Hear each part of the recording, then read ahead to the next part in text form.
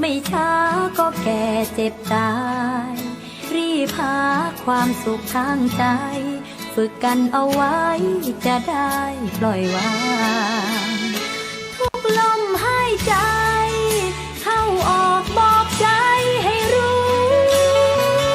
ชีวิตเหลืออยู่ทำดีมากพอหรือ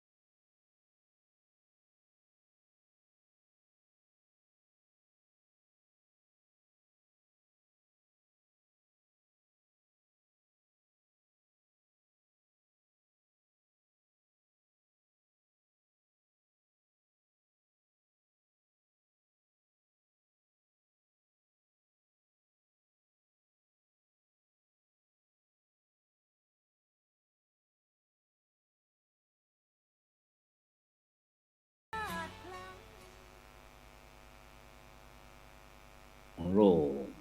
ด้านดีมีผลเห็นคนอื่นดีมีกล้าปลูกใจให้เกิดศรัทธาตั้งหน้าทำดีมีคุณมองโลกด้านร้ายไกลกลับใจหับแต่เรื่องเครื่องคุณเหนื่อยนายเลิกล้างทางบุญชีพวุ่นแท้แน่เอ่ยก็ขอกล่าวเพราะว่าธรรมสวัสดีกับบรรดาท่านผู้ฟังแล้วก็ท่านผู้ชมทุกท่านที่กำลังติดตามรายการเห็นธรรมเห็นเราเห็นธรรมทางช่องธรรมะเป็นทีมทีวีออนไลน์ กลุ่มพระสงฆ์อุบาสกอุบาสิการ่วมกันเผยแผ่ธรรมะออนไลน์ไลฟ์สดทาง Facebook ทาง YouTube แล้วก็สถานีวิทยุเครือข่ายคลื่นสีขาวนะชาวประชา8จังหวัดภาคเหนือ FM 104.50 เมกะเฮิรตซ์วัดฝายหินตำบลสุเทพอำเภอเมืองจังหวัดเชียงใหม่พร้อมตึงทาง Facebook ทาง YouTube แล้วก็สถานีวิทยุเครือข่ายทุกช่องทางซึ่งในค่ำคืนวันนี้นั้นเก่ากับผมอัตมภาพนะพระครูโสพลปริยัติก็ได้นำรายการมาพบกับบรรดาท่านผู้ฟังแล้วก็ท่านผู้ชมเพราะว่าในค่ำคืนวันนี้ก็เป็นคืนวันอาทิตย์เนาะที่บริเวณวัดพระสิงห์วรมหาวิหารก็มีถนนคนเดิน แต่บรรยากาศนั้นก็เริ่ม รู้สึกว่าอากาศนั้นก็เริ่มร้อนๆเข้ามานะฉะนั้นวันนี้ก็เช่นเดียวกันต้องขอบคุณอนุโมทนามูลนิธิ1016นะเพื่อการกุศลท่านอาจารย์เจ้าคุณพระวิสุทธิวัชราภรณ์หรือว่าครูบาขาวที่ได้สนับสนุน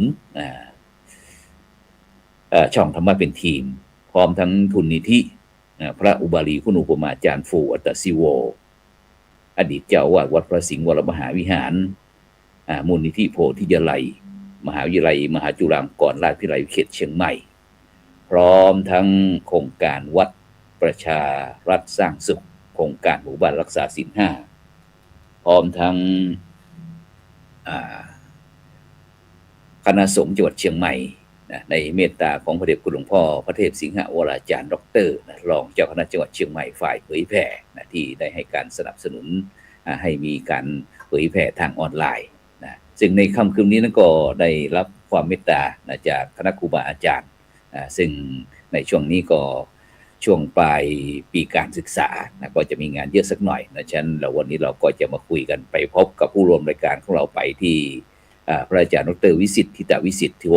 ผู้ช่วยศาสตราจารย์ดร.ผู้อำนวยการสำนักวิชาการมหาวิทยาลัยมหาจุฬาลงกรณราชวิทยาลัยเขตเชียงใหม่นมัสการครับอาจารย์ดร.ครับผมครับถวายความเคารพครับอาจารย์พระครูโสพลปริยัติด็อกเตอร์ครับครับผมก็เจริญพรผู้ชมรายการผู้ฟังรายการ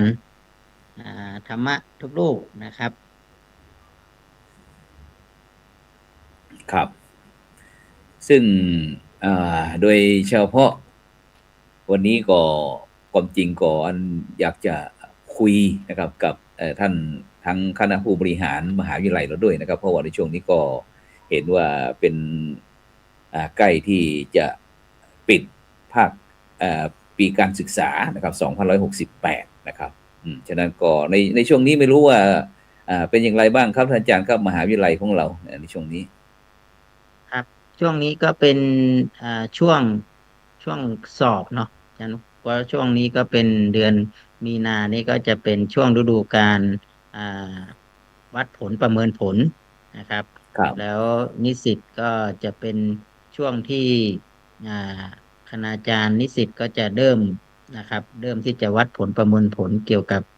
การเรียนการสอนก็เป็นช่วงที่กำลังจะรับนิสิตใหม่ดังนั้นแต่ละนักศึกษาก็จะต้อง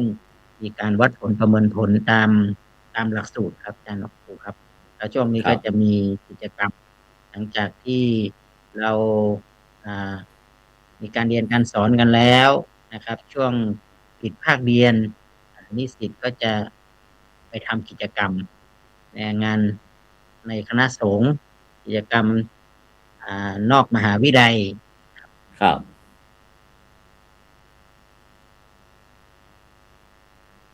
ช่วงในเดือนนี้ครับเดือนนี้ก็ของ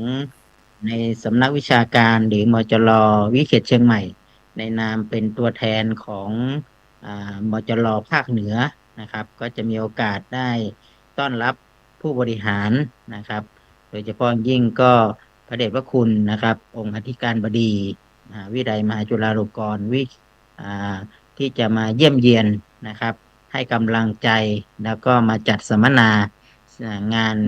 ศูนย์พระบัณฑิตพัฒนาราษฎรพื้นที่สูงครับมหาวิทยาลัยมหาจุฬาลงกรณราชวิทยาลัยวิเขตเชียงใหม่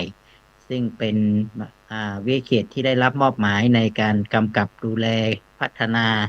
นะครับพื้นที่นะครับอาสมที่มีพระบัณฑิตนะครับที่ขึ้นไปปฏิบัติศาสนกิจตามพันธกิจที่ได้รับมอบหมายนะครับว่าเป็นเรื่องของภารกิจที่จะเผยแผ่พระพุทธศาสนาในพื้นที่สูงงานบริการวิชาการนะครับตลอดถึงการเผยแผ่ธรรมะการทำนุบำรุงศิลปะวัฒนธรรมนะครับการอยู่ในพื้นที่ก็คือถ้าพูดถึงก็เป็นโอกาสนะครับให้กับพี่น้องทุกชาติพันธุ์ทั้งหลายได้มีโอกาสได้เข้าใจเรื่องของงานพระพุทธศาสนาครับไม่ว่าจะเป็นงานเผยแผ่งาน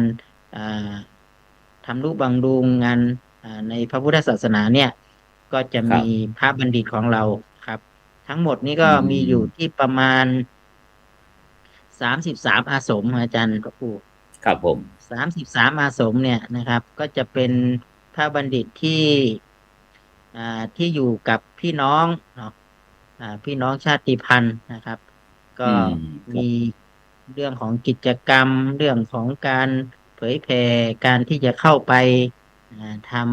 ำงานนะครับ ก็มีทั้ง4 จังหวัด ก็มีจังหวัดเชียงใหม่แม่ฮ่องสอนนะครับลำพูนลำปางเชียงรายครัอย่างบเงี้ยครับ อืก็จะมีมพระบัณฑิตก็จะอยู่ในอยู่กับพี่น้องชาติพันธุ์นะครับ ครับก็จะมีกิจกรรมทำกิจกรรมร่วมกันนะครับอาจารย์ก็จะอืเห็นกิจมกรรมของอ่าไม่ว่าจะเป็นการนำปฏิบัติธรรมกิจกรรมที่อ่าเป็นการสงเคราะห์อนุเคราะห์การรักษาสิ่งแวดล้อมนะครับผ่านกระบวนครับการพิธีการทางพระพุทธศาสนานะครับตามพันธกิจอืที่มทางครับมหาวิทยาลัยได้มอบหมายนะครับก็ทำให้ พื้นที่นะครับไม่ว่าจะมีการจัดการให้ความรู้ด้านธรรมะนะครับมีการบูรณาการกับความเชื่อและศรัทธาของพี่น้องชาติพันครับธุ์นะครับก็ยังมีพระสงฆ์ที่เข้าไปทำกิจกรรมนะครับตามพันธกิจครับก็มีทั้งเรื่องการศึกษามีทั้งเรื่องการบางที่ก็ทำนุบำรุงการปฏิสังขรณ์ครับท่านอาจารย์เป็นครับการปฏิสังขรณ์สร้าง อาสมสร้างวัดสร้างเป็นสถานที่นะครับอืจากการมพันธกิจเรียบร้อยแล้วนะครับพูดง่ายๆก็อย่างคืออยู่ครับจนครับถ้าถ้าอตั้งย่างพระแต่เกิดบัณฑิตจนตายพระบัณฑิตพระบัณฑิตพัฒนาที่สูงพื้นที่สูงกับพระธรรมจาริกอันเดียวกันไหมบทบาทบทบาททำหน้าที่เหมือนกันครับอาจารย์พระครูครับแต่ว่าครับที่เป็นพระบัณฑิตนี่คือท่านจบระดับปริญญาตรีละนะคอืรับท่านจมบระดับปริญญาตรีแล้วก็พระบัณฑิตของเราเนี่ยนะครับได้ผ่านกระบวนการในการศึกษาแล้ครับวก็เป็นพระที่อ่ามีความรู้ความสามารถที่จะเข้าไปอยู่กับพี่น้องเนาะ ครับนะครับแล้วก็เป็นภายใต้โครงการเนาะโครงการที่การสนับสนุนนะครับจากมหาวิทยาลัยมหาจุฬาลงกรณราชวิทยาลัยนะครับเพื่ออืเป็นพันธกิจอันนี้มเป็นพระบัณฑิตเนาะแต่ถ้าเป็นพระธรรมจาริกก็คือที่เป็นอ่าพระธรรมจาริกนี่ก็ทำงานเหมือนเดียวกันนะครับเหมือนกันแต่แต่ว่าแต่เป็นท่านจะเป็นยัง คนละโครงการใช่ไหม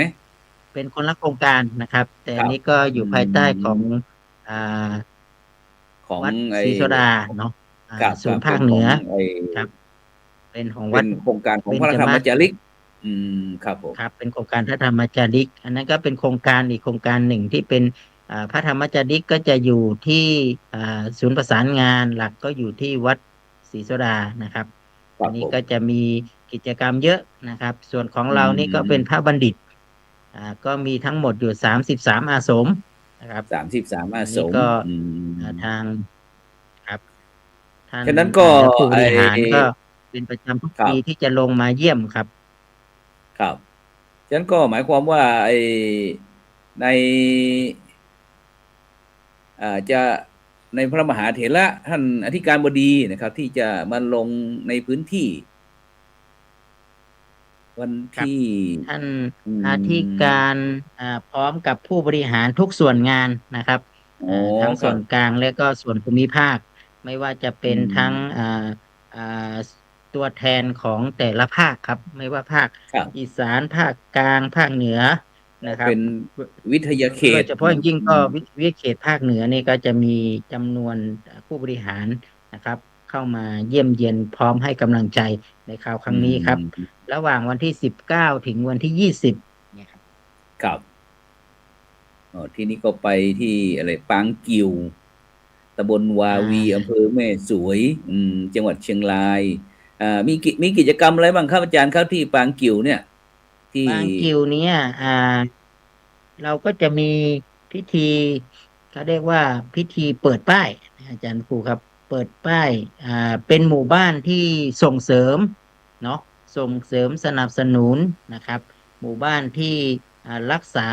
โดยเฉพาะยิ่งก็คือพื้นฐานก็คือเรื่องของศีลห้าอาจารย์ครูครับครับอืแต่เป็นมการเปิดป้ายหมู่บ้านที่สนับสนุนส่งเสริมนะครับ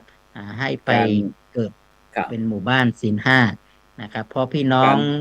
การประ ชา กอบ ติ สั พั ม นธุ์ มาอา พี่ ชี น้อง พ การดำเนิน ที่ ชีวิต สำ ใช่ไหมครับ อยู่ใน ค ศี ค ล ในธรรม เป็น อะ กาเรนาะ ดำเนิน ชี อืม เป็นมีศีลมีธรรม อยู่ ครับ ในพื้นที่นะครับ แล้วก็มีความหลากหลายทางพหุวัฒนธรรม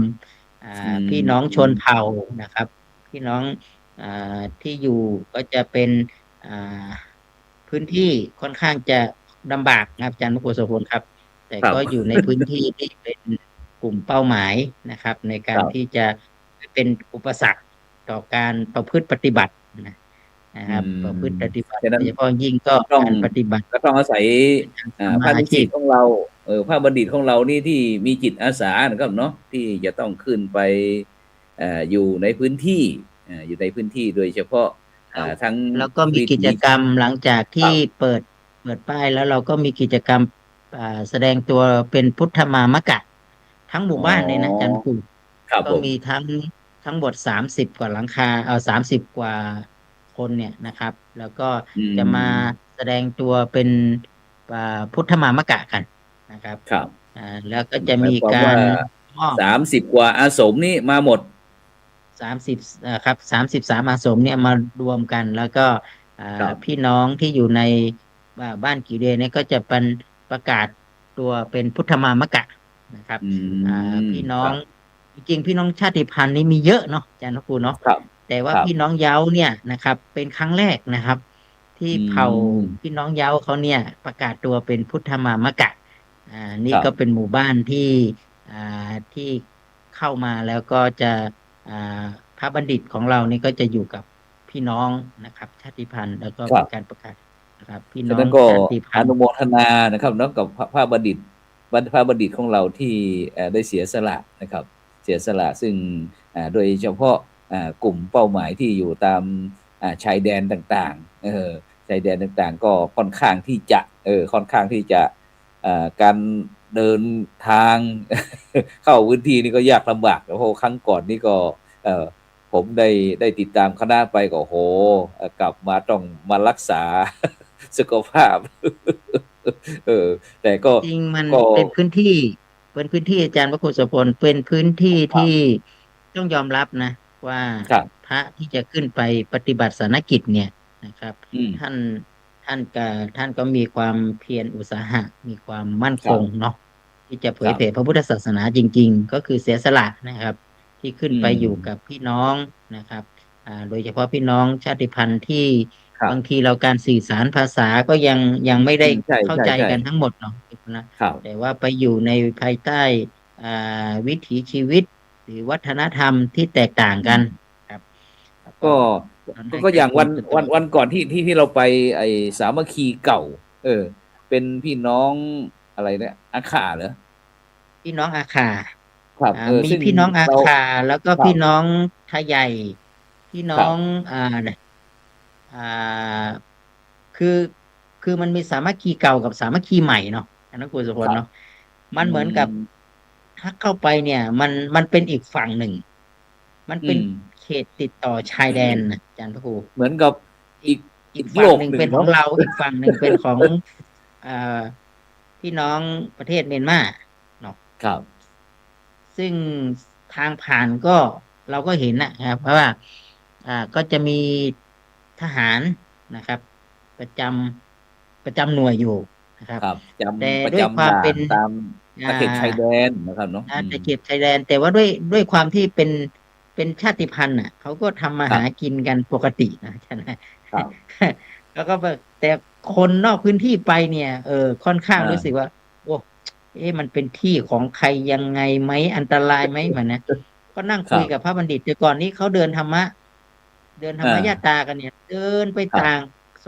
2 เขตชายแดนเนี่ยนะครับ เขาก็เดินอ้อมกันไปอย่างงั้นน่ะครับนะ แต่ก่อนอเืนี่ย โอ้โฮ ไม่มี ม ครับ ครับ ก็เจอพี่น้องทั้งทหารฝั่งลาว ทหารฝั่งพม่านะครับ แต่ด้วยความอเป็นา พระนี่ก็ไป พี่น้องชาติพันธุ์ก็ไปมาหาสู่กัน ครับ อันนี้ก็เป็นฝั่งที่ติด ครัแตบ ่ทนี่นี่ก็ ของ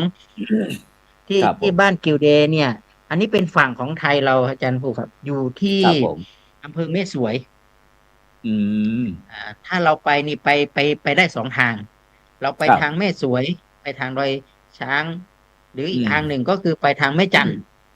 ครับ ไปทางแม่จันทร์นี่ก็จะเข้าไปทางติดไปทางแม่อายเนาะลงไปครับที่อำเภอแม่อายขึ้นไปที่วัดบอกจามนะครับ ทีเนี้ยตอนไปตอนบอกเนี้ยเราจามก็จะใช้เส้นทางนี้ครับครับเราจะใช้เส้นทางของการเดินทางทางนี้ก็คือหลังจากที่คณะเนี่ยก็จะใช้เส้นทางไปไปทางแม่จันทร์ครับจันทร์ภูครับอ๋อแล้วก็ครับผ่านแม่อายเข้าแม่อายพอเข้าแม่อายเสร็จเราก็ขึ้นไปที่อ่าไปฉันเพลที่วัดหมอกจามวัดใหม่นะครับไม่เหเรามาะจะผมไม่เหกับมาะจะอาจารย์พระครูโสพลก็มีโอกาสได้เข้าไปเขาเรียกว่าได้ได้เข้าไปพักณณสถานที่วัดใหม่หมอกครับจามอยู่ครั้งหนึ่งนะครับตอนนั้นนี่นะใช่ใช่ครับคใช่รับก็ได้ไปสัมผัสกับอืมใช่อันนี้ก็เหมือนกันว่าวัดหม่อมจามก็เป็นวัดที่ชาติพันธุ์ที่เป็นครับเป็นพี่น้องไตรใหญ่เป็นไทยครับเป็นไทยใหญ่เนาะครับกลุ่มที่ซึ่งก็ก็จะคงจะได้ไปพี่น้องไทยไปเนี่ยแวะครับไอ้มีบ้านพ่อความอินลงจงรักพ่ออินลงก็ไม่ไอมีเออที่ข้างที่ที่ไอครับเป็นวันที่เป็นโยม8นี่เออคืนที่18นี่ผมไปพักที่นั่นนะครับอาจารย์ผู้ครับก็คงจะได้ไปอาจจะได้ไปฉันอะไรสักอย่างอะที่บ้านพ่ออินลงนั่นแหละพ่ออินลงก็ไม่ไอนี่แหละไปเมื่อไหร่ก็ต้องแวะนะครับเพราะว่าท่านก็มีความเลื่อมใสในพระพุทธศาสนาของเราอย่างยิ่งโดยเฉพาะลูกๆหลานๆที่มาเรียนหนังสือในเชียงใหม่ก็จะมาเรียนศูนย์ศึกษาพระพุทธศาสนาวันอาทิตย์นะที่วัดพระสิงห์ของเรานะครับฉะนั้นก็จะมีความผูกพันกันอะไรต่างๆนะครับซึ่งโดยเฉพาะใช้หลักพระพุทธศาสนาแหละถ้าจบเมื่อไหร่ก็คงจะมาบวชเหมือนกันแหละครับตอนนี้ก็ยังไม่ได้บวชตอนนี้ไปทำงานก่อน ทั้งสองคน แล้วก็อาจารย์ครับนอกจากที่เราจะไปที่แม่วาวีแล้วเราก็ยังจะต้องต่อเห็นว่าจะมีงานต่อจากมาที่เชียงดาวครับก็วันที่19เนี่ยเราเดินทางแล้วก็ไปพักที่บ้านกิวเดเนาะกิวเดแล้วเสร็จแล้วเนี่ยเราก็จะมีอ่กิจกรรมนะครับตั้งแต่บ่ายครับ2 โมงไปถึงนู่นนะครับถึงทำวัดสวดมนต์ตอนเช้าอืตื่นมาก็อาจมจะบิณฑบาตฉันภัตตาหารเช้าแล้วเนี่ยถึงจะที่ออกเดิบางกิ่วนทางกันมามครับครับเข้ามาทางก็อาจจะเข้ามาทางแม่ฝางนะครับออกมาทางแม่อายเข้าฝางเนาะครับชัยปราอืการมแล้วก็มาเชียงดาวอืมเชียงดาวก็จะถ้ามาร่วมอ่าถ้าคลื่นดีผมว่าน่าจะมีการไลฟ์สดในการสารเสวนาให้บรรดาท่านผู้ฟังท่านผู้ชมสักได้ชมด้วยผมว่าโอ้น่าจะบรรยากาศน่าจะสารเสวนาที่วัดกิวเดเนาะอาสมครับกิวเดค่ะครับที่ที่เราก็จะมีเป็นหัวข้อเดี๋ยวหลังเดหน้าเนาะครับมองถึงการเผยแผ่ธรรมตั้งการทำงานของพระบัณฑิตได้26 ปีแล้วอาจารย์พระครูพอืระบัณฑิตของเรามนี่แต่ก่อนนี่อายุพรรษานี่ยังประมาณ40-50นะอืมตอนนี้60แล้วนะอาจารย์นะพอ50-60กันแล้วนะ บางรูปเออนี่ว่าเป็นแทหนุ่มใหญ่บจะไม่ไหวเพราะว่าแล้วใช่ไหมผ่านมาเออ26 ปีครับผ่านมา26 ปีนะครับอาจารย์ครับอืแต่มก็ยังมีความพี่น้องนะครับตลอดเวลาที่ผ่านมา26 ปีนี้เราก็จะเห็นพี่น้องชาติพันธุ์นะครับได้มานับถือพระพุทธศาสนาได้มาประกาศตัวเป็นพุทธมามกะนะครับครับได้มาดูแลสิ่งแวดล้อมธรรมชาติโดยเฉพาะครับยิ่งก็การรักษาป่านะครับครับชวนพี่น้องสืบจตาหูราจตาบวชอืป่ามนะครับเพื่อรักษาครับสิ่งแวดล้อมแล้วก็พระธรรมจาริกเนี่ยหรือพระบัณฑิตอาสาเนี่ยก็จะเป็นอืม ผู้นำเนาะในการที่เดี๋ยวทำกิจกรรมเดี๋ยวเราก็คนี้ครับงจะได้นำผ้าห่มพระธาตุที่วัดพระสิงห์ไปด้วยเอาไปให้พี่น้องเอ่พุทธศาสนิกชนที่ปางกิ่วได้ผูกได้บวชป่าที่บริเวณเอ่ออาสมที่ปางกิ่วด้วยนะครับเนาะที่วาวีของเรานั่นนะครับเนาะเอาผ้าไปแจกให้พระบัณฑิตต่างๆครับ แล้วก็นอกจากที่จะมีการสารเสวนาแล้วเราก็มีกิจกรรมที่แสดงตนเป็นพุทธมกะแล้วก็เห็นว่าจะมีการวางศิลาฤกษ์ อะไรเอ่ยครับ ก็จะพอดีจะมีพิธีครับของอ่าทางพี่น้องเนาะพี่น้องพี่น้องพี่น้องเย้าเนี่ยเขาอยากจะมีครับอ่าพิธีเขาเรียกว่าอ่าพิธีประพันธ์สำหรับอ๋อคชารับติพันธุ์ครับพี่น้องนะครับพี่น้องเย้านี่นะเขาอือยากมีมอยากเป็นพื้นที่ที่เก็บเป็นคสิ่งล้ายๆกับเป็นที่ ศูนย์ศิตั้งแต่ลปะวัฒแหล่งนธรรกำเนิดเขามอะไรอย่างนี้นะครับเนาะวัฒนธรรมการก่อเกิดเป็นอืศูนย์ศิลปะวัฒมนธรรมของพี่น้องเขาครับเขาก็อยากจะเป็นการเล่าสู่กันมาการก่อเกิดวิถีการรวมกลุ่มเขาเกิดขึ้นมาอย่างเนี้ยนะครับผ่านสิ่งทั้งหลายเหล่านี้เพื่อเป็นสถานที่เรียนรู้ครับอืมกับเรื่องของเอ่อเอ่ศิลปะวัฒนธรรมให้อืมเราไปดูเรื่องของวัฒนธรรมประเพณีเขาอย่างเงี้ยครับเขาก็เลยจะอืมวางอ่า เพื่อสร้างพิพิธภัณฑ์ของอ่าครับพี่น้องนะครับพี่น้องเย้าครับโดยเฉพาะไอ้บรรดาท่านผู้ฟังท่านผู้ชมก็อาจจะสนใจอยากจะไปเอ่อไปหาประสบการณ์ที่ไอ้ปางกิ่วด้วยไม่รู้ว่าเออ แป๊บฉะนั้นก็ขณะนี้บรรดาท่านผู้ฟังท่านผู้ชมก็กำลังติดตามรายการอ่าเห็นธรรมเห็นเราเห็นเราเห็นธรรมนะซึ่งวันนี้เราก็ได้คุยสนทนาเกี่ยวกับบทบาทของมหาวิทยาลัยมหาจุฬาลงกรณราชวิทยาลัยนะโดยเฉพาะวิทยาเขตเชียงใหม่นะซึ่งก็จะมีโครงการตรวจเยี่ยมแล้วก็ให้กำลังใจนะแล้วก็สัมมนาศูนย์พระบัณฑิต พัฒนาราษฎรบนที่พื้นที่สูงนะของวิทยาเขตเชียงใหม่นะซึ่งก็กำหนดเอาวันที่19-20 มีนาคมนะ2569นะที่พักสงฆ์พระบัณฑิตพัฒนาราษฎรพื้นที่สูงบ้านปังกิ่วตำบลวาวีอำเภอแม่สวยจังหวัดเชียงรายนะฉะนั้นก็บรรดาท่านพวก ท่านอาจารย์ดรสมมติว่าถ้าบรรดาท่านผู้ฟังท่านผู้ชมอยากจะมีส่วนร่วมเนี่ยอยากจะไปผจญภัยด้วย จะสะดวกไหมเนี่ยอ่าก็จริงๆแล้วผมคิดว่าเป็นพื้นที่หนึ่งที่น่าสนใจนะครับคถ้ารับญาติโยมที่อยากจะเดินทางไปช่วงกับคณะก็สามารถเดินทางไปได้ครับอาจารย์ครูครับไปเรียนรู้อืวัฒนธรรมมไปคเป็นรับกำลังใจให้พี่น้องนะครับอืมแต่ว่าอาจจะต้องเดินทางอ่าด้วยด้วยพาหนะของคุณตนเองโยมเองนะเอนะครับอตนเองแล้วก็อาจจะต้องดูแลตัวเองด้วย ใช่ ก็คือนะครับเพราะว่าเราไปนี่เออหมายถึงว่าเราต้องอ่าเราไปให้กำลังใจเนาะไปให้กำลังใจครับไปเยี่ยมสิ่งที่สำคัญก็หมายที่สุดเราความว่าได้มีเป็นความพพระร้อมกับเขาพร้อมเอ่อทั้งร่างกายร่างกายจิตใจ จิตใจ เพราะว่ามันเป็นพื้นที่สูงนะอาจารย์เนาะที่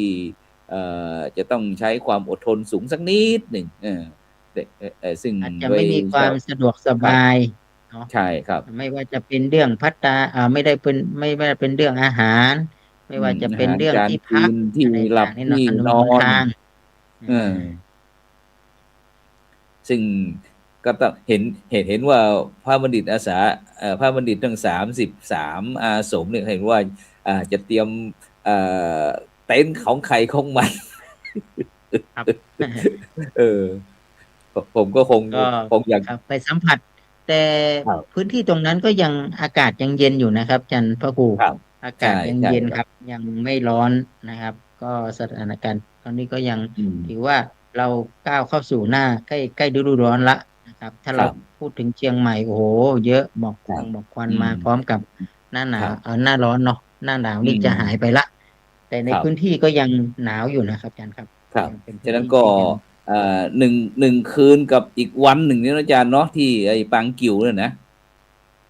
ครับ1 วัน 1 คืนแล้วก็เสร็จแล้วก็วันที่20ในภาคเช้าหลังจากที่ฉันภัตตาหารเช้าเสร็จก็จะมีกิจกรรมแสดงตนเป็นพุทธมามกะนะครับเนาะ แล้วก็วางศิลาฤกษ์แล้วก็มอบเอ่อไอ้พระบรมฉายาลักษณ์ใช่ไหมหรือว่าพระพุทธรูปพระบรมฉายาลักษณ์ครับอืมครับมอบให้ผมพี่น้อง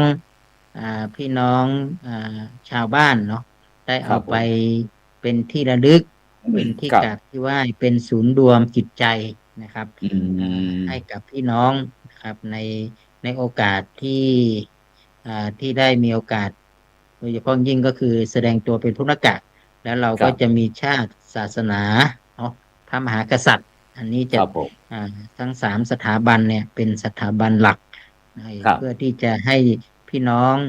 ชาติพันธุ์ได้มีความจงรักภักดีได้แสดงออกฉะนั้นอืก็จะมีทั้งมเรื่องของอ่าการเผยแผ่ธรรมเนี่ยนะครับหรือการทครับำนวัตพันธกิจของพระบัณฑิตเนี่ยเผยแผ่ก็จะมีทั้งสามสถาบันนะครับอืมโดยเฉพาะยิ่งก็คือสถาบันที่เป็นหลักๆของชาติเราก็ครับคือชาติศาสนาพระมหากษัตริย์ก็พี่น้องชาติพันธุ์จะมีความจงรักภักดีเป็นอย่างยิ่งครับเสร็จแล้วเห็นว่าจะมีงานมาต่อที่อ่าอำเภอเชียงดาว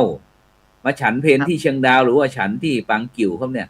อ่าไปฉันเพลที่ชัยประการครับอาจารย์ครูที่วัดเราป่าแวะไม้แดฉันเพลงอือ่ามครับเพราะว่าเราเดินทางมาจากที่อ่าปางกิ่วเนี่ยอย่างน้อยก็ครับอ่ามาถึงที่2 ชั่วโมง3 ชั่ใช้เวลาวโมงอยู่ไหมประมาณ3 ชั่วโมงสองชั่วครับผมโมงครึ่ง อื อยู่ประมาณนะม2 ชั่วโมงครึ่งดูไม่ไกลเนาะ ครับ ดูไม่ไกลนะครับแต่ก็ว่าระยะจะต้องระยะวิ่ง ทางที่เดินทางมันวิ่งเดียวไม่ได้เนาะมันต้องครับวิ่งจากวาค่อยวีมาที่แม่อายที่ไอหมอกจามหมอกจามออกแม่อายๆออกจามแม่อาเข้ายก็มาแม่อาฝางยแล้วก็มาชัยประฝางการครับผมอืมชัยประการน่าอืจะมถึงแค่ชัยประการอย่างน้อยชัยประการก็มาถึงก็ประมาณสัก11 โมงคิดว่าอืนะครับถ้าเราออกมมาสักโอ้ประมางั้นก็ต้องณสักงั้นแปด ก็ต้องออกฉันเช้าเสร็จก็ออกเนาะอืมฉันซัสเสร็จแล้วก็เดินทางเลยครับอืก็ครับมาถึงก็อาจจะมาพักที่ชัยประการอืครับผมเสร็จแล้วก็เดินแล้วทางต่อหลังจากเชียงดาวชัยประการเนี่ยก็มาที่เชียงดาวก็อืมใช้เวลาอีกประมาณสักเกือบตีไว้เกือบชั่วโมงประมาณสักชั่วโมงครึ่อืมงถึง2 ชั่วโมงอาจารย์ครับครับครับเชียงดาวก็นี้มีมาถึง วัตถุประสงค์เป้าหมายอะไรเอ่ยครับผมเนี่ยคือเชียงดาวนี้เราจะมาอ่าร่วมเพื่อที่จะเป็นกำลังใจให้กับทางผู้บริหารคณะสงฆ์เนาะโดยเฉพาะยิ่งคณะสงฆ์และผู้บริหารที่เปิดศูนย์การเรียนโพธิยาลัยครับอาจารย์อืก็มคือครับผมศูนย์การเรียนโพธิยาลัยนี้เป็นการจัดการศึกษาเขาเรียกว่าการจัดการศึกษาตามอัธยาศัยครับ เนาะสำหรับ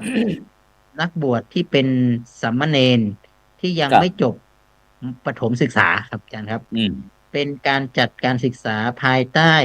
การอนุญาตอนุมัติจากเขตพื้นที่การศึกษานะครับครับของอำเภอชัยประการนี่ก็อยู่ที่อยู่เชียงดาวชัยประการเวียงแหงฝางเนี่ยอยู่ในเขตครับพื้นที่การศึกษาประถมศึกษาเชียงใหม่เขต 3ครับอาจารย์ครูครับครับผมฉะอืนั้นมก็ได้รับอนุญาตจากเขต เพื่อครับอ่าการจัดการศึกษาให้กับบุตรหลานชาติพันธุ์ครับที่ยังไม่จบหรือที่ดูดออกจากระบบการศึกษาตามปกติอืมเพราะว่าพี่น้องชาติพันธุ์เนี่ยเวลาที่ลูกหลานจะไปถึงอายุเนาะครบบวชแล้วครับก็ให้ไปบวชแล้วบวชแล้วบางทีก็ไม่อยากสึก อืม บางทีก็พออ่าแต่ก่อนนี่ถ้าเป็นนักบวชจะไปเรียนกับทางเด็กที่เป็นฆราวาสถ์ที่เป็นทั้งผู้หญิงครับผู้ชายบางที่ก็อาจจะลำบากใจกับผู้บริหารอืมที่จะต้องดูแลนักบวชหรือเป็นสามเณรครับอะไรต่างๆเนี่ยครับก็จึครับงมีเรื่องของการอ่าขออนุญาตจัดตั้งศูนย์การเรียนนะครับก็เพื่อรองรับบุตรหลานของญาติ ชาติพันธุ์ทั้งหลายนี่แหละครับอาจารย์พระครูครับครับผมข้างบอืนเป็นสถานมอยู่ที่อาศัยส่วนครับข้างล่างที่เป็นวัดเนี่ยที่ไม่อิฐเนี่ยก็คือ เอาบุตรหลานของพี่น้องชาติพันธุ์นี่แหละมาเรียนครับ ที่นี่ ครับ ซึ่งยังไม่จบประถมศึกษาครับอาจารย์ครับ อืมครับผมก็เป็นก็มีจำนวนอยู่ที่ถ้าเป็นเขต 3นี่ก็มีอยู่ประมาณ400กว่ารูปนะอาจารย์ครับอื300-400รูปครับผมฉะนั้นปีนี้ก็มีการต่อยอดด้วยเห็นว่ามีการก็ของของที่ใจกลารนี่เราเปิดมาได้ประมาณ2 ปีปีนี้เป็นปีที่ 3แล้วนะอาจารย์ครับอืก็คือจบครับผมม.3อืมก็คือตั้งแต่เรียนม.1มาเนี่ยนะครับหลังจากครับที่เขาจบแล้วเนี่ยเขาก็เรียนอ่าม.1ม.2ม.3อาจารครับย์เนาะแล้วหลังจากนั้นเนี่ยนะครับเขาก็จะเปิดม.4ด้วยฉะนั้นคือครับปีนี้เขาจะเปิดทั้งอ่าโรงเรียนประถมเนี่ยเขาก็จะเปิดขยับมาเปิดอ่าระดับระดับมัธยมศึกษาตอนปลายก็คือตอนปลาม.4ให้ยม.4ครับอืมฉะนั้นก็แล้วที่ทั้งม.1ม.4ทางมหาวิทยาลัยก็จะไปเปิดประกาศนียบัตร ครับ ให้กับทางเป็นคณะสงฆ์สาขาครับอะไรเอ่ยอ่าเป็นประกาศนียบัตรของพุทธศิลปกรรมกับอืประกาศนียบัตรมพระสังฆาธิการครับอาจารย์ครับครับก็จะไปเปิดให้กับคณะสงฆ์เพื่อที่จะให้คณะสงฆ์เนี่ยได้มีโอกาสนะครับได้ได้มาพัฒนาศักยครับภาพแล้วก็ใช้พื้นที่ของวัดมะอิฐนี่แหละครับจัดการครับเป็นทั้งระบบทั้งแต่ระดับประถมมัธยมและอุดมศึกษา อืมหมายความว่าพระสังฆาธิการที่จะมาเรียนประกาศนียบัตรเนี่ยก็มีคุณสมบัติยังไงบ้างครับผมเรียนประกาศนียบัตรนี่อย่างน้อยต้องจบมัธยมศึกษาปีที่3ครับม.3ก็คือจบม.3ขึ้นไปเนาะยังจบหรือว่าท่านนักธรรมมีประสบเอกอะไรการณ์เป็นครับเป็นนักธรรมเอกเป็นพระสังฆาธิการระดับเจ้าอาวาสอืคุณสมบัติเพราะว่ามหลักสูตรนี้สำหรับที่จะเป็นการบริหารจัดการโดยเฉพาะครับยิ่งก็คือระดับการบริหารวัดการจัดการอืวัดมการจัดครับการดูแลทรัพยากรสาธารณวัตถุนะครับครับการเผยแผ่อันนี้คต่างๆนี้รับก็จะเป็นเนื้อหาสาระก็จะเป็นเรื่องของบทบาทของพระสังฆาธิการกับการจัดการดูแลบริหารจัดการวัดอืหมายความว่ายกระดับการศึกษาของพระสังฆาธิการพระกรณครูบาแล้วก็ อาจารย์รูปไหนที่จบชั้นป .6 บ้างหรือว่าจบนักธรรมเอกหรือว่าได้ปรริญญาธรรม3 ประโยค4 ประโยคอะไรต่างๆ3 ประโยคนี้นะอาจารย์เนาะแล้วก็ใบประกาศนียบัตรของพุทธศิลปกรรมครับอาจารย์อันนี้ครับก็จะเป็นเรื่องของเวลาอ่าพระสังฆาธิการจะบูรณะซ่อมแซมเนาะอืมจะทำการเขียนแปลนการดูแปลนการออกแบบการปั้นอืมการเขียนลายการปั้นอะไรต่างเนี้ยอันนี้คก็รับจะเป็นเรื่องของพุทธศิลปกรรมครับนะครับก็จะเอาไปก็ทั้งหมดนี้ก็เพื่อจะไปสนับสนุนส่งเสริม นะครับให้วัดสาธารณวัตถุได้มีความงดงามนะครับครับให้ท่านได้มีความรู้ความเข้าใจเกี่ยวกับหลักการครับวิธีการแล้วก็การดูแลรักษานะครับอือ่ามเรื่องครับของศิลปะวัฒนธรรมอะไรไว้ครับก็เปิดหลายเยอะมากนะขยายเปิดโอกาสนะครับฉะนั้นก็คณะครูบาอาจารย์ก็เตรียมตัวเลยนะครับที่สนใจนะครับทั้งประกาศนียบัตรทั้งระดับอุดมศึกษานะครับทั้งปริญญาตรีปริญญาโทปริญญาเอกนะครับหรือว่ามีลูกหลานเห็นว่าถ้าอยากจะบวชอาจารย์มีโครงการบวชใช่ไหมปีนี้ครับต่อมาก็คือบวชครับบวชนี่ก็ประถมศึกษานี่แหละอาจารย์ก็ช่วงนี้ครับต้องยอมรับว่าเป็นช่วงที่ปิดเทอม พออืมปิดเทอมปุ๊บเนี่ยนะครับเด็กๆบางทีก็ผู้ปกครองก็อาจจะกังวลใจไม่รู้จะเอาเด็กไปไว้ที่ไหนอ่าเพื่อให้ความปลอดปลอดภัยภัยแล้วก็ครับเด็กก็การดูแลของเด็กเนี่ยบางทีก็สิ่งที่สำคัญที่สุดผู้ปกครองก็นิยมเอาบุตรหลานเอามาบวชไว้ในช่วงฤดูร้อนเนาะช่วงฤดูปิดเทอครับมเนี่ยฤดูร้อนเนี่ยมาบวชเพื่อมาศึกษาไม่ครับมีโอกาสตอนเป็นนักเรียนก็ไม่มีโอกาสได้เข้าวัด ไม่มีโอกาสได้สัมผัสกับวัดวาอารามหรือการศึกษาพระธรรมวินัยนะครับผู้ปกครองก็จะส่งบุตรหลานไปปีนี้ครับมหาวิทยาลัยมหาจุฬาลงกรณ์วิเขตเชียงใหม่ในฐานะครับที่เราเปิดตั้งนะครับเป็นผู้ที่ริเริ่มนะครับเพื่อที่ให้เกิดป ประถมศึกษาศูนย์การเรียนโพธิยาไดยขยับเป็นต่อมัธยมส่งต่อมาที่มหาวิทยาลัยเนี่ยเราก็มีโครงการวันประชาสิทธิ์ต่ออายุพระพุทธศาสนา อันนี้ครับก็จะเป็นอ่าเบื้องต้นจริงก็จะมาจากเรื่องของพระบัณฑิตนะครับโครงการพระบัณฑิตอาสานะครับครับก็จะได้นำทั้งส่วนของพี่น้องนะครับพี่น้องชาติพันธุ์บุตรหลานนะครับได้เอามาบวชในโครงการนี้ครับเสร็จแล้วก็เปิดโอกาสให้กับทางอ่าพื้นที่ต่างๆนะครับโดยเฉพาะยิ่งเราก็จะเห็นว่าช่วงเดือนเมษาเนี่ยเป็นครับเป็นช่วงที่มีการบวชภาคฤดูร้อนที่มากที่สุดเป็นประอืจำทุกปีมกันครับเพราะว่าเราก็บวชช่วงเป็นวันสำคัญอาจจะบวชครับถวายเป็นพระราชกุศลอาจจะบวชเพราะเป็นกิจกรรมที่เป็นวิถีไปแล้วครับอาจารย์พระครูครับเป็นวิอืถีของครับสาธุของครับงานคณะสงฆ์เป็นวิถีไปฉะนั้นมหาวิทยาลัยของเรานะครับมจรวิเขตเชียงใหม่ปีนี้ก็เป็นปีแรกที่จะจัดบวชบรรพชาสามเณรนะคอืรับเพื่อสืบมต่ออาครับยุพระพุทธศาสนานะครับถ้าครับอยากจะเรียนระดับประถมศึกษาก็ครับบวชแล้วเรียนได้หรือจะเรียนระครับดับมัธยมก็ได้หรือจะอืมบวชภาคฤดูร้อนแล้วก็จะเรียนประกาศนียบัตรต่อหรือจะเรียนระดับอุดมศึกษาก็ได้นะครับก็ครับจะจัดตั้งแต่วันที่1บวชวันที่1ครับเมษายนนะครับครับแล้วก็ประพฤติปฏิบัติธรรม9วันเป็นอืการเตรียมมความพร้อมครับ9วันที่ฉันตื่นรู้9วันอืมแห่งการเตรียมความพร้อมไปเป็นสาณทายาทอย่างเงี้ยครับอืมดังนั้นโอกาสนี้เนี่ยต้องขอครับประชาสัมพันธ์ญาติโยมที่มีบุตรหลานหรือญาติโยมที่อยากจะเอาเป็นเจ้าภาพบวชนะครับแม้ว่าครับผมเราไม่มีบุตรหลานก็อยากจะเป็นพ่อบวชแม่บวชหรืออยากจะมีอืมส่วนร่วมในการที่จะมาครับเป็นเจ้าภาพภัตตาหารเนาะเป็นเจ้าภาพตบริขารนะครับเป็นคเจ้าภาพรับน้ำปานะช่วงวันเวลาดังกล่าวก็สามารถที่จะอ่าติดต่อสอบถามมาที่มหาวิทยาลัยมหาจุฬาลงกรณราชวิทยาลัยวิเขตเชียงใหม่ได้ครับอาจารย์ครับอืมครับดังฉะนั้นก็ประชาสัมพันธ์แต่เนิ่นๆนะให้บรรดาท่านผู้ฟังท่านผู้ชมได้วางแผนว่าปีนี้เราจะทำกิ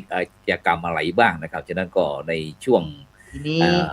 อ่าคเพิ่รับผมมเติมอีกนิดหนึ่งอาจารย์พระครูโสพลครับตอนนี้เนี่ยมีอยู่ที่มาสมัครแล้ว45รู40ปแล้วครับอาจารย์ครับอื45สารูปธุสาธุนะครับก็ยังผ่านไปว่าใครอยากจะรับเป็นเจ้าภาพนะครับอืมโดยเฉคพาะรับยิ่งก็คืออ่าพี่น้รูปองชาติพันรูปธุ์ละที่มาเท่าไหร่จากถ้าจะมีเจ้าอ่ภาพาจะเป็นเจ้ารูป ภาพรูปทั้งที่จัดไว้ก็คือว่ารวมทั้งหมดนะครับทั้งเครื่องอัฐครับบริขารเครื่องบวชด้วยเครื่องครับนอนอะไรเครื่องต่างพร้อมเครื่องนอกับเครื่องนทุกอย่างนี้จะอยู่ครับผมที่ประมาณ2,999แต่อืถ้าเป็นเฉพาะผ้าไตรมอย่างเดียวก็ประมาณ1,000 บาทครับหรือจะเป็นครับผมทุนการศึกษาทุนละ500นะครับหรือครับ1,000 บาท เพคราะรับว่าเมื่อบวชเสร็จแล้วเด็กก็จะกลับไปศึกษาลาสิกขาไปหรือไม่ลาสิกขาอืมก็จะบวชต่อพุทธศาสนาก็ต้องมีถวายทุนการศึกษามอบทุนการศึกษาให้กับบุตรหลานเข้าไปเพื่อเป็นกำลังใจต่อไปครับอย่างนี้ยครับฉะคนั้นรับผมก็สามารถที่หรือบริจาคตามจิตศรัทธาครับอาจารย์พระครูครับครับผมนะครับมีจิตศรัทธาครับหรือนี่ก็จะมารับเป็นเจ้าภาพอะไรครับที่จะมีส่วนก็ได้ครับเอออาจารย์พระครูครับไม่หรือว่ามีปัญหา จะมาออกโรงทานก็ได้ออกโรงทานรับเป็นเป็นเจ้าภาพถถวายวายน้ำปันนะน้ำปานะภัตครับตาหารหรือแม้กระทั่งจะมามีส่วนร่วมญาติโยมบอกโอ้ครับรู้สึกว่าจะขอเป็นเจ้าภาพนะครับที่หลับที่นครับอนอ่าเป็นเจ้าภาพชุดนอนนะครับครับให้กับลูกพระลูกเนนนะครับอืหรือจะมติดต่ออ่าดูแลในลักษณะหยุกยาได้ทั้งหมครับดนะครับอาจารย์ครูครับ คเป็นโอรับผมกาสที่เออมีส่วนร่วมได้แล้วก็มองอาจจะช่วยบอกต่อกันไปนะครับใครครับผมที่จะมาเพราะว่าการเอาบุตรหลานของมาบวชในพระพุทธศาสนาก็เป็นช่วงฤดูกาลที่สำคัญเนาะแล้วก็ครับถือว่าผมมหาวิทยาลัยก็บริการงานวิชาการแก่สังคม มหาวิทยาลัยก็ทำหน้าที่ไม่ใช่ว่าปิดเทอมแล้วไม่ได้สถานที่มหาวิทยาลัยก็ยังมีประโยชน์ยังมีกิจกรรมอยู่ตลอดหลังจากมีการเรียนการสอนแล้วนิสิตพระบัณฑิตก็จะเป็นพี่เลี้ยงนะครับมาทำกิจกรรมมาอะไรมาดูแลอันนี้ก็จะเป็นโครงการที่จะทำปีนี้ครับอาจารย์ครูก็ติดต่อสอบถามพระครูปริยัติเจติยานุรักษ์นะครับ0619981978พระอาจารย์ดร.วิสิทธิ์ก็0984758448หรือว่ารองศาสตราจารย์ดร.พิรมศรีดาคำนะครับ0931635554นะครับนี่ก็มีตัวหนังสือวิ่งด้านล่างฉะนั้นก็บรรดาท่านผู้ฟังท่านผู้ชมที่มีความประสงค์อยากจะมีส่วนร่วมในโครงการบรรพชาสามเณรภาคฤดูร้อนเฉลิมพระเกียรติถวายเป็นพระราชกุศลแด่สมเด็จกรมสมเด็จพระเทพรัตนราชสุดาสยามบรมราชกุมารีที่มหาวิทยาลัยมหาจุฬาลงกรณราชวิทยาลัยวิเขตเชียงใหม่ตำบลป่าเมี่ยงอำเภอดอยสะเก็ดจังหวัดเชียงใหม่ระหว่างวันที่1ถึงวันที่10ก็สามารถติดต่อตามเบอร์โทรศัพท์ดังกล่าวก็แล้วกันครับฉะนั้นอาจารย์ครับนอกจากที่นอกจากที่เราจะไปดูพระบัณฑิตอาสาและพระบัณฑิตพัฒนาที่ราษฎรที่สูงแล้วนะแล้วเราก็วกมาที่บวชภาคฤดูร้อนทีนี้วันนั้นเราได้มีโอกาสลงในพื้นที่ติดตามนิเทศปัจฉิมนิเทศ ก็แล้วกันพระสอนศิลธรรมในโรงเรียนอาจารย์ครับเห็นว่าตอนนี้เรายังต้องการพระสอนศิลธรรมในโรงเรียนอีกจำนวนหนึ่งใช่ไหมครับอาจารย์ครับอาจารย์จากการที่วันก่อนเนี่ยนะครับทางคณะกรรมการบริหารครูพระสอนศิลธรรมนะครับได้มีโอกาสได้ลงพื้นที่ไปพบปะผู้บริหารโรงเรียนนะครับในอำเภอแสนทรายเนาะเพื่อที่จะไปพบปะแล้วก็ไปพูดคุยเกี่ยวกับเรื่องของการสอนศีลธรรมในสถานศึกษา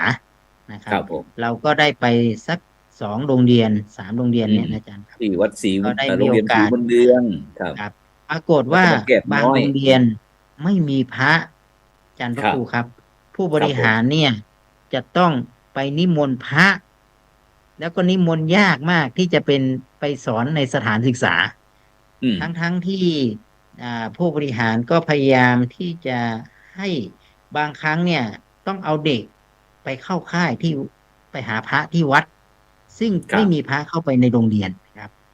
แล้ววันสำคัญจริงๆเนี่ยปรากฏว่าจะต้องเปิดวีดิทัศน์ให้เด็กได้เจอพระมันเหมือนกับลักษณะว่าความคาดหวังเนี่ยครับโดยเฉพาะยิ่งที่ด้วยเราที่เป็นพระเนาะเราเดินไปเพราะเด็กเห็นอาจารย์พระครูโสพลเด็กวิ่งตามเป็นเด็กวิ่งแบบโอ้เจอพระแล้วดีใจนะแววตาดีใจเหมือนกับเป็นความหวังความหวังของเด็กก็ไปนั่งคุยแล้วก็เสริมเติมเต็มส่วนที่ขาดหายใช่แล้วก็แม้กระทั่งเราเกิดได้เด่นลูกไปบวชไหมไปครับทั้งที่ไม่รู้ว่าบวชคืออะไรยังไงนะแต่ยังอยากไปยังไม่รู้จักกันเลยซ้ำไปไม่ถึงครึ่งชั่วโมงนะแล้วเราก็เหมือนกันนะเด็กเนี่ยมีความรู้สึกว่าเขาก็มีความหวังที่อยากจะอยู่ใกล้พระพุทธศาสนาเนาะโดยเฉพาะอย่างยิ่งก็เรื่องของการนี้ก็ขาดพระครับแล้วหลังจากนั้นผมก็ได้นำเรื่องนี้มาประชุมกับพระสอนศีลธรรมอำเภอแสนทรายทั้งหมดนะครับว่าผมเจอเนี่ยผมลงพื้นที่ไปแล้วผมเจอสถานการณ์แบบนี้นะครับหลวงพ่อท่านจันทร์พระครูเจ้าอาวาสวัดไม้แก้วพิสารจริยคุณจริยคุณท่านก็บอกว่าท่านทำงานมาทั้งชีวิตเลยนะท่านบอกว่าตอนนี้เนี่ยรูปหนึ่งท่านต้องไปรักษาไปสอนอยู่3โรงเรียนเพราะท่านบอกว่าโรงเรียนที่วัดไม้แก้วเนี่ยก็มีนักเรียน1,000 กว่าละแล้วก็โรงเรียนที่อีก2โรงเรียนที่ท่านแนะนำให้เราไปดูเนี่ยท่านก็ยังท่านบอกว่าท่านไปทุกวันไม่ได้ด้วยภารกิจแล้วก็ตอนนี้ท่านก็จะมอบหมายให้กับพระเลขานะครับที่จะเข้าไปนะเพราะว่าหลวงพ่อพระครูพิสารจริยคุณนี่แกท่านเป็นเจ้าคณะตำบลด้วยครับเพราะท่านก็ดูแลเรื่อง เรื่องพระสอนแล้วก็ท่านก็เป็นผู้ประสานงานนะครับพูดถึงก็คือระดับเป็นประอำเภอสันธานนั่นแหละทรายเป็นครับผมเป็นพระเป็นประธานในอำเภอที่จะดูแลพระสอนศีลธรรมครับปรากฏว่าเราดูแล้วเนี่ยเรายังขาดภาพเป็นสิบครับลูกแหละอาจารย์พระครูอืครับทั้งที่เรามีอยู่ประมาณ23 ลูกครับนะครับอำเภอทั้งหมดเนี่ยมีโรงเรียนที่จะต้องการพระเนี่ยไม่ต่ำกว่า20 กว่าลูกครับหรืออย่างน้อยก็ครึ่งหนึ่งก็10 ลูกอ่ะเต็มครับครับที่โรงเรียนเนี่ยเราก็ยังนี่สิ่งที่เราเห็นก็คือว่าตอนนี้เราขาดทรัพยากรครับทรัพยากรเนี่ยเป็นเรื่องใหญ่เลยนะครับอืมแล้วก็ครับเราก็เลยมาคุยกันว่าถ้าอย่างนั้นเราจะหาใครที่ไหนยังไงในครับฐานะที่ผมนะครับเป็นผู้บริหารของมหาวิทยาลัยก็ต้องกลับมาทบทวนว่าเราต้องครับหาพระนิสิตหาครับพระที่เนี่ยต้องเข้าไปเพราะว่าความหวยหาความอืมต้องการของโรงเรียนกับเด็กเนี่ยนะครับครับเป็นเรื่องที่สำคัญอย่างยิ่งแล้วเราก็ขาดครับผมนะครับอืทั้งที่มแต่ก่อนเนี่ยโรงเรียนเนี่ยเกิดจากวัดครับมีวัดก่อนถึงจะมีโรงเรียนอาจารย์นะอืมหลังๆนี่คือพอโรงเรียนออกจากวัดเนี่ยพระเราก็รู้น้อยรู้สึกว่าน้อยมากที่จะเข้าไม่มันไม่ค่อยสะดวกเหมือนกับที่อยู่ในวัดเนาะครับเนาะครับอืมอันนั้นปีนี้ครับเราก็จะเห็นว่าผมก็เลยมองว่า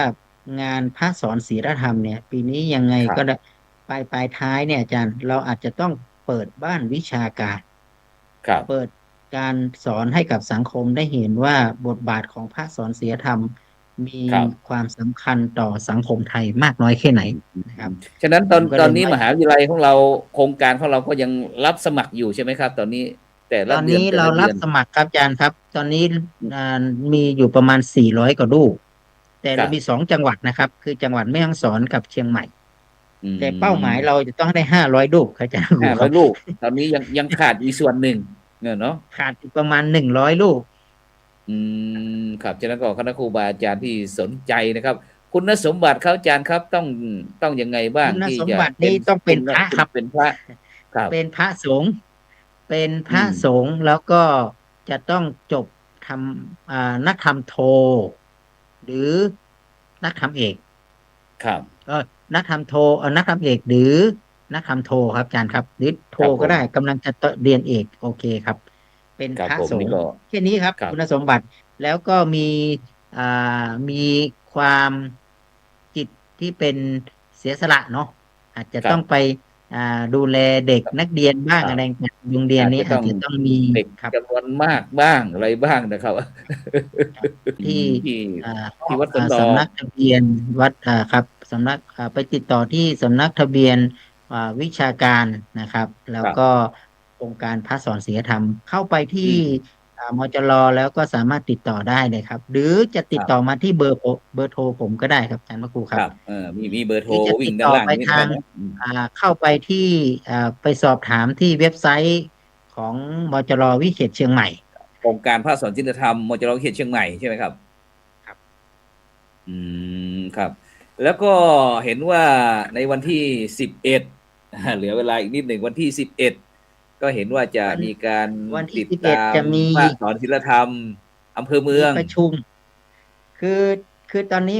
มันมีนิเทศติดครับตามเนาะหลังจากที่ปฐมนิเทศแล้วเรามีนิเทศติดตามนิเทศติดตามเสร็จแล้วก็จะพัฒนาศักยภาพพัฒนาศักยครับภาพเสร็จแล้วก็ส่งเข้าโรงเรียนตอนเปิดเทอมเพื่อพัฒอืนาโครงงานมแล้วพอได้โครงครับงานเสร็จแล้วเนี่ยเราจะเอามาจัดงานมหกรรมพระสอนศีลธรรมอันนี้คืออืคือมคือสิ่งที่วางไว้ครับอาจารย์พระครูครับก็จะเห็นนิมนต์เห็นเชิญเห็นว่าหลวงพ่อพระครูพิสารจริยคุณหลวงพ่อเจ้าคณะตำบลแม่โจ้เมืองใหม่ แม่แก้ดน้อยดอนชัยป่าตึงงามบอกว่าวันที่13กุมภาพันธ์ปี6670จะให้จัดงานจัดงานเหมือนกับเป็นงานอะไรเป็นงานเฉลิมฉลองครับนะครับของภาต่อคสอนจากการศิลธรรมพระธรอืมณียธรรมท่านครับก็จะวางไว้ว่าเหมือนกับเป็นการเอามาแข่งขันเปิดบ้านวิชาการแข่งขันกันอืครับท่านม ท่านท่านเมตตาท่านบอกว่าท่านจะเป็นเจ้าภาพให้เลยนะท่านพระครูสวครับดครับครับผมก็สาธุครับทีนี้พอเราพูดถึงวันที่11เนี่ยนะครับเราครับมาถึงก็ได้รับอำเภอเมืความเมตตาองนิดหนึ่งครับในอำเภอเมืองเชียงใหม่มีพระสอนศีลธรรมครับทั้งหมดอยู่ประมาณ30กว่ารูปนะครับก็ครับจะมีโอกาสได้มาพบกันแล้วก็พระเดชคุณหลวงพ่อนะครับหลวงพ่ออาจารย์เจ้าคุณภาวนาธรรมพิรัตน์นะครับอาจารย์เจ้าครับคุณได้เมตตานะครับที่จะเป็นประธานประชุมให้แล้วก็หลวงพ่อนิมนต์เจ้าคณะอำเภอรองเมืองครับรองจัดเจ้าคจัดประชุมณะอำเภอที่ไหนครับเนี่ยจัดประชุมที่ไหนจัดจัดประชุมที่วัดลำเปิงครับนะครับในท่านนิมนต์รองวันที่เจ้าคณะอำเภอทั้ง112 รูปนะครับครับมาร่วมประชุมเวลาด้วยเวลากี่โมงครับเนี่ยเที่ยงครึ่งครับอาจารย์พระครูครับอืเที่ยงเที่ครึ่งยงครึ่งครับถึงประมาณสัก4 โมงนะครับช่วงตอนครับบ่ายๆเพราะว่าช่วงครับตอนเช้าก็อาจจะติดสนกิจกันก็ขอใช้เวลาช่วงตอนบ่ายครับอาจารย์ครับ ครับผมครับอืม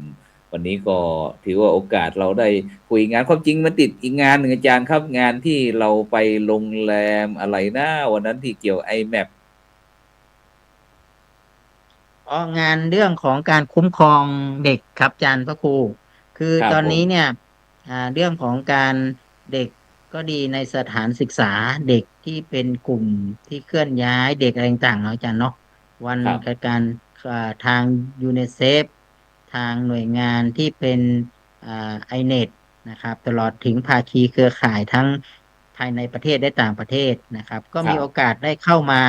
อ่าทำกิจกรรมร่วมกันครับอาจารย์พระครูครับก็โดยมีการครับผมศาสนากับการคุ้มครองเด็กอืมก็คือศาสนาเนี่ยหลักการสอนของศาสนาจะมีบทบาทสำคัญต่อการดูแลเด็กอย่างนี้ได้ยังไงครับมหาวิทยาลัยมหาจุฬาลงกรณ์วิเขตเชียงใหม่หรือศูนย์การเรียนโอ้โอ้ต้องขออภัยบรรดาท่านผู้ฟังท่านผู้ชมของอาจารย์ดรหลุดนะครับแต่ฉะนั้นก็เดี๋ยวเข้ามาอีกแป๊บหนึ่งครับอาจารย์ครับผมอืมอาจารย์หลุดไปนิดหนึ่งกระตุกฉะนั้นก็บรรดาท่านผู้ฟังท่านผู้ชมนะที่กำลังติดตามรายการเห็นธรรมเห็นเราเห็นเราเห็นธรรมนะซึ่งในค่ำคืนนี้ก็ได้รับความเมตตาจากพระอาจารย์ดร.วิสิทธิตวิสิทธิโธผู้ช่วยศาสตราจารย์ผู้อำนวยการสำนักงานวิชาการมหาวิทยาลัยมหาจุฬาลงกรณราชวิทยาลัยวิเขตเชียงใหม่นะที่ได้ช่วยนิมนต์ต่อเลยครับอาจารย์ครับนิมนต์เลยครับพอดีมันกระตุกยังไงหลุดไปครับผมหลังจากที่เราเป็นส่วนหนึ่งเนาะในการคที่รับเราได้เอาศาสนามาช่วยกันคุ้มครองเด็กไม่ว่าจะเป็นเด็กที่อยู่ในศาสนาเราหรือต่างศาสนาก็จริงนะครับครับจะเป็นเด็กกลุ่มที่กันเราคุ้มครองด้วยการให้การศึกษาแล้วดูอืแลมนะครับนักบวชในพระพุทธศาสนาให้มีเป็นพื้นที่ปลอดภัยเราก็ได้รับครับโอกาสได้ขึ้นไปแสดงปาฐกถาได้อืมขึ้นมีบทบาทนะครับในครับตัวแทนของศาสนาพุทธ